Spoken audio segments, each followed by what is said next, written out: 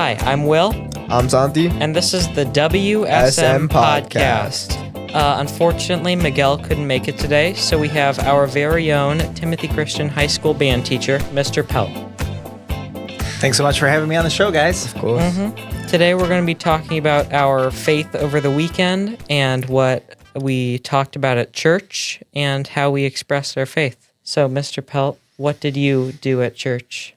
This was a nice Sunday for me. Some people might not know this about me, but I sing in our church choir. Even though I'm a band teacher in college, I got into choral music and sang in choirs in college, and then was music minister at another congregation for many years, almost 20 years.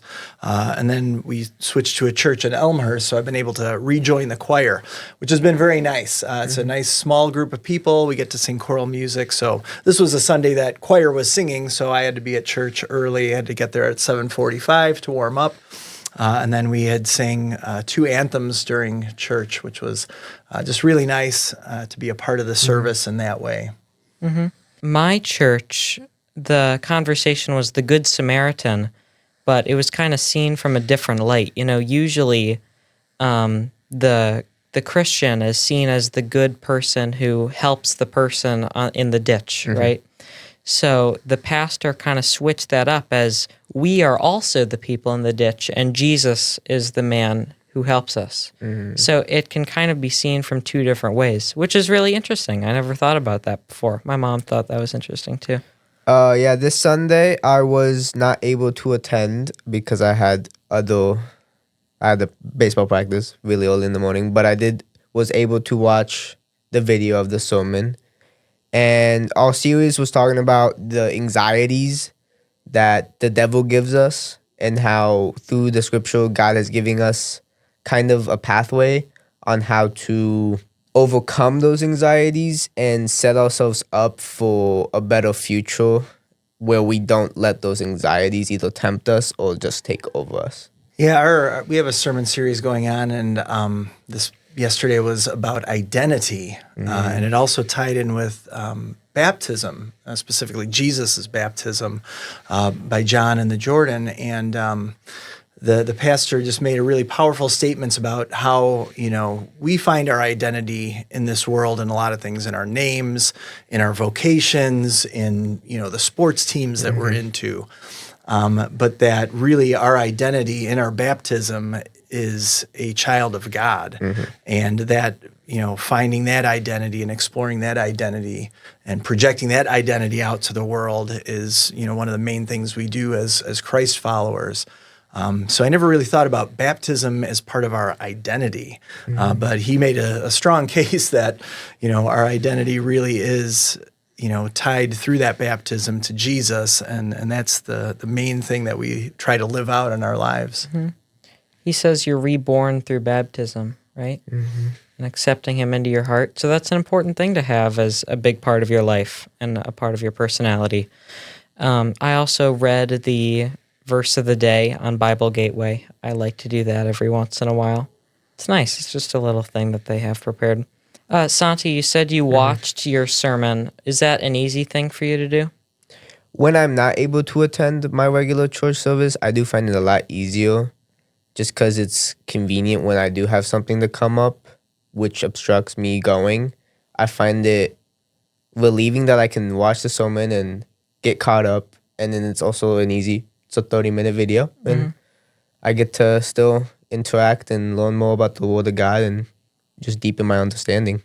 Do they have other sermons from past things that you can watch? They've got too? the whole series, and I think they have in the catalog since 2023 up, since the website came back up.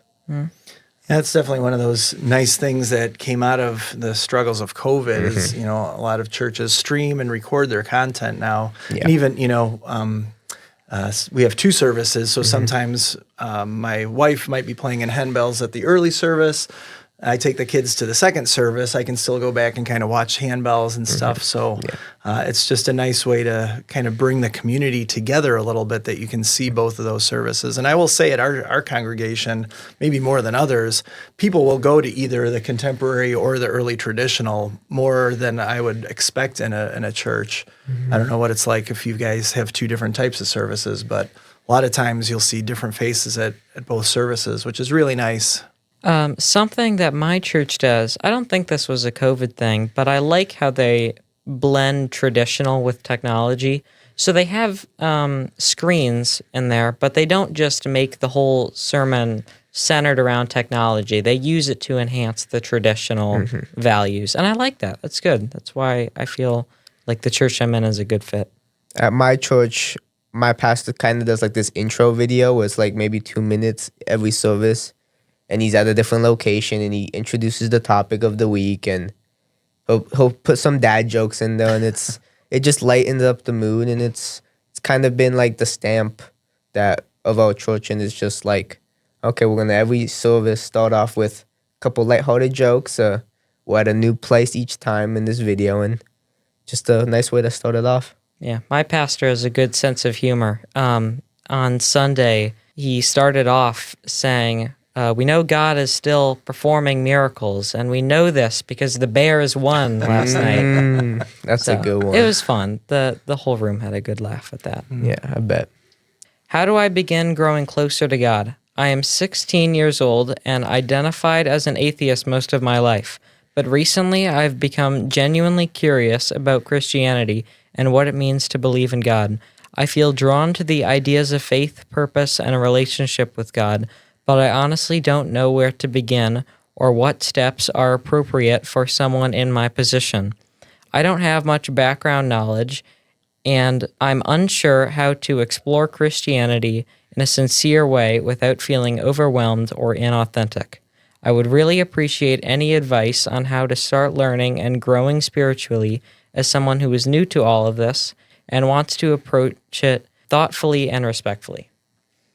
So I'd say a great way to start is when I started my own faith journey, as I was an atheist for most of my life until around about COVID. That kind of just turned things around. Usually going to your nearest church and talking to your youth pastor or the youth pastor there was actually, I found it really, really helpful, just because it's not just the regular pastor, it's the youth pastor. So they have more knowledge with the youth. And I found that really helpful just on the basis of I could relate more with what he was saying because he learned how to preach to the youth. And so I feel like that's a great way to start. Just have a nice little conversation with him, and I feel like he should get it off to a good kickstart. I think a definitely good solid spot to go is just go to church and experience the music, because music is powerful. Regardless if you understand the real impact of the songs that you're singing, songs make a big impact on people. Conversation is also a really good thing. Just talking to your pastor so they can give you the basics on what faith really means. Yeah, and I think just, we live in a world where everything is, very, trying to project superficial things and always look like we've got it together.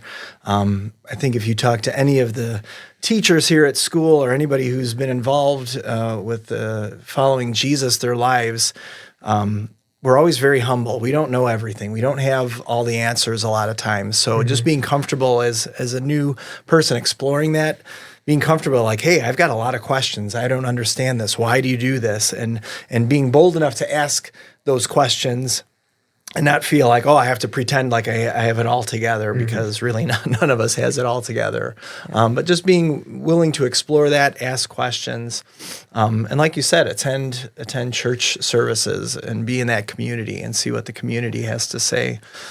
Certainly the other things are prayer and the Bible, and starting to explore that. As a young new believer, the Bible can be very confusing to just jump in, but thankfully there's so many resources online. I'm sure you can search and find, Bible studies or a podcast for new believers or for people who are just seeking to learn more about it. I feel like there's plenty of free resources that you could search and find out to start that journey. Regardless of what you think about the positives and negatives of the internet, it's definitely gotten a lot easier to learn about faith of all kinds. all kinds of different people with all kinds of different backgrounds who can help you with all kinds of different things. Yeah, and I would warn, be careful, because that first Google result is always Yeah. going to be the AI summary. Yeah. That might not be your best place to start. It might be better to go to like Moody Bible Institute, or definitely a trusted site where you can get some content that's been vetted as definitely factual, rather than just, the most popular things that Google returns. So careful, but finding those resources is so much easier. Thank you for joining us on today's you very podcast, much. Mr. Pelt. My pleasure. Thanks, guys. And we will see you next time on the WSM podcast. Thanks Thank for you. watching.